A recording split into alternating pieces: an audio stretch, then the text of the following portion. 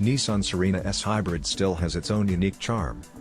In this year, most consumers who wanted to find a spacious family car with a lot of interior space will look to the SUV with a high visibility, stylish body. But if you don't want to follow the trend, this is a small test drive. This Nissan Serena S-Hybrid is a worthwhile option because it has an extra spacious 7-seat setting and is comfortable to open, beyond my expectations. Serena introduces Nissan's latest family-style design language in appearance, which is much better and younger than the previous generation. The split headlight design of the front of the car makes the front face more stylish, but only during the day. The lights and low beam lights are LEDs, and the rest are halogen bulbs. I personally think that if you can have a full LED headlight group, it will look better. As for the maximization of the space, the square body design is deliberately decorated with lines, and the Japanese-style tail lights design is not only very Japanese, but also very funky. The image is very clear, and will not appear because of the identity of the MPV.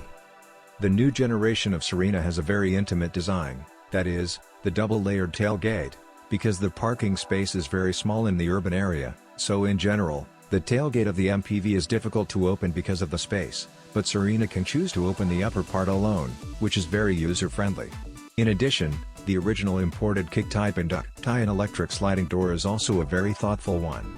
Shobian tried to drive out in this test drive. When the hands are full of items, this function is used to open the side door, and then it is convenient to store all the items. Since it is a family MPV, the interior is naturally a major focus of Serena. The original factory has a lot of thoughts on the interior part of the new generation Serena. The first thing you can see is that the overall interior texture has improved a lot compared to the previous generation. A lot of soft plastic and suture design can be said to be extra points. A lot, and the design of the flat steering wheel adds a lot of youthfulness, but this multifunction steering wheel with a good grip has not many buttons, and it can't control the clarion phonograph of aftermarket. This seems a bit unreasonable in this year.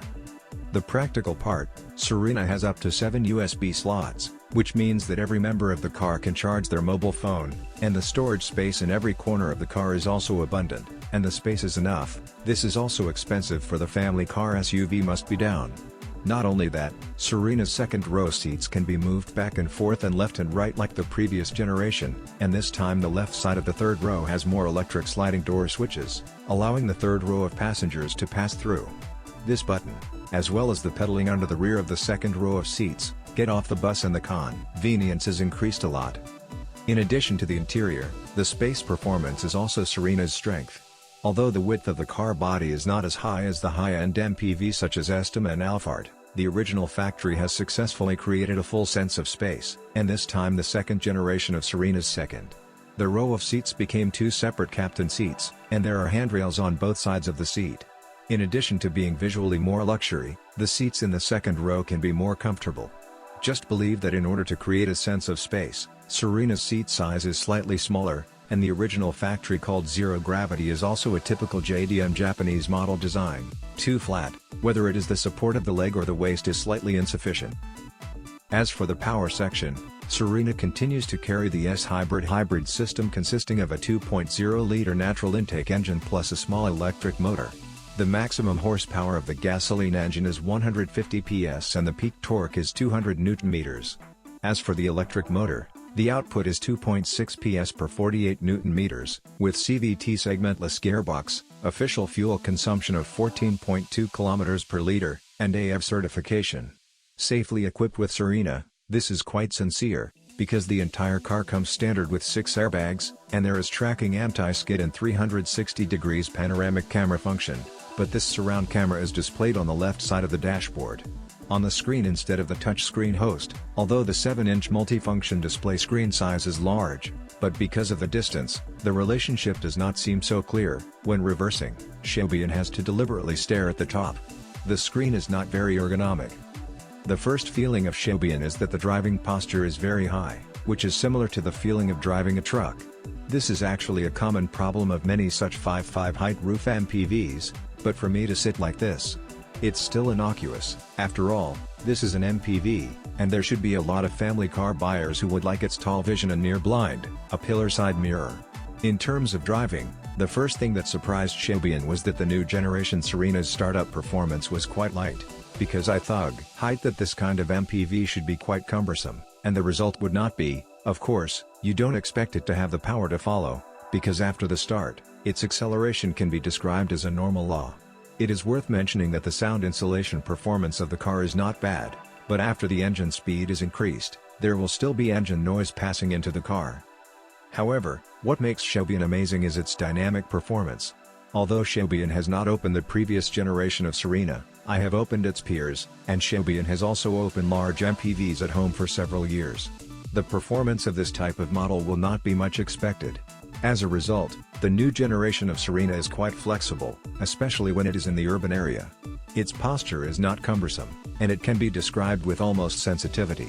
It is estimated that it should be the contribution of the new generation chassis, and Serena is inferior in our country's only peers.